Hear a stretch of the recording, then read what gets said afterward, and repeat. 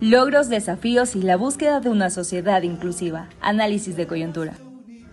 El objetivo de nuestro análisis de coyuntura sobre los movimientos sociales y derechos de los indígenas en Ecuador es comprender la situación actual de estos movimientos y sus demandas en el contexto político, económico y social del país. ¿Pero de dónde viene el término indígena? Este término viene de una raíz latina que también encontramos en las palabras género, genitales y genes. Está conectado con los conceptos de nacimiento, reproducción y descendencia. Significa lo mismo que nativo. El contexto de los movimientos sociales y derechos de los indígenas en Ecuador se caracteriza por una larga historia de exclusión, marginación y la discriminación de los pueblos indígenas en la sociedad y el Estado ecuatoriano.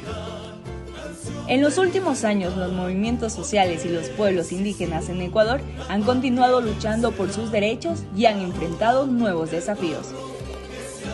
El Ecuador es un estado intercultural y plurinacional, que reconoce constitucionalmente desde el año 2008 a 14 nacionalidades y 18 pueblos descendientes de grupos nativos indígenas que han habitado este territorio desde hace 2000 años. Estos grupos son identificados como aquellas poblaciones que tienen una descendencia directa de las sociedades prehispánicas y llegan a asumir una identidad étnica, jurídica, política y ejercicio de autoridad, que establece características que los distinguen de otros sectores de la sociedad ecuatoriana. La población indígena del Ecuador constituye aproximadamente el 6,3%, es decir, alrededor de 1.100.000 habitantes del total de la población, de acuerdo al último censo del INEC en el año 2020. Los pueblos y nacionalidades indígenas habitan en todas las regiones del Ecuador, a excepción de las Islas Galápagos. Se distribuyen de la siguiente forma: en la costa, Aguá, Chachi, Épera, Sáchina y Manta, Huancabil, Capurá. Se dedican fundamentalmente a la pesca y a la agricultura. El mayor porcentaje de población indígena corresponde a la sierra, con los Caranqui, Natabuela, Otavalo, Cayambi, Itucara, Panzaleo, Muleo, Izapí, Salasaca, Quichua de Timuragua, Guaranca, Uruá, Cañari y Saragú, cuyo modo de vida está dado especialmente por las actividades agrícolas, ganaderas y artesanales. En la Amazonía es donde se encuentran mayoritariamente las poblaciones indígenas sin influencia occidental. Forman parte de este grupo los Aicofán, Secoya, Siona, Guaorani, Xigual, Zápara, Achuar, Shuar y Quichua de la Amazonía, y su supervivencia se da básicamente por la caza y la recolección. Personajes relevantes. Dolores Cacuango. Ese que ya formé el sindicato que ya comprobando, hablando con ese campesino, así pararemos para ir a Quito por el conocimiento.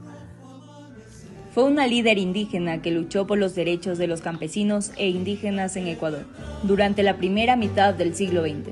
Fue una de las fundadoras de la Federación Ecuatoriana de Indios, FEI, la primera organización indígena del país. Decidió crear la primera escuela de español y quichua, establecimientos educacionales clandestinos y que no eran aprobados por el gobierno, pero no sentaron un gran desarrollo para la comunidad. Tránsito Amaguaña. Nacida en 1909 en la provincia de Chimborazo, Amaguaña fue una líder indígena que trabajó por los derechos de los pueblos indígenas y campesinos.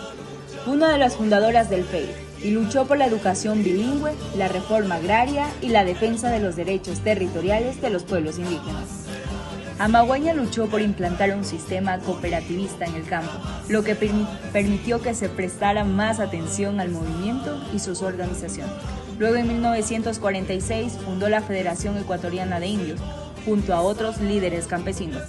Y en los años 50, impulsó la fundación de escuelas bilingües en español y quichua. De esta manera, poder terminar con la esclavitud y trabajo infantil. Jorge Icaza. En su libro Huasipungo en 1934, expone la degradada situación en la que se encuentran los indios, sometidos a esclavitud por los patrones que cuentan con el apoyo de la autoridad civil y eclesiástica. Monseñor Leonidas Proaño. Durante la mayoría de su vida religiosa, Proaño defendió los derechos de los indígenas, en especial de Chimborazo.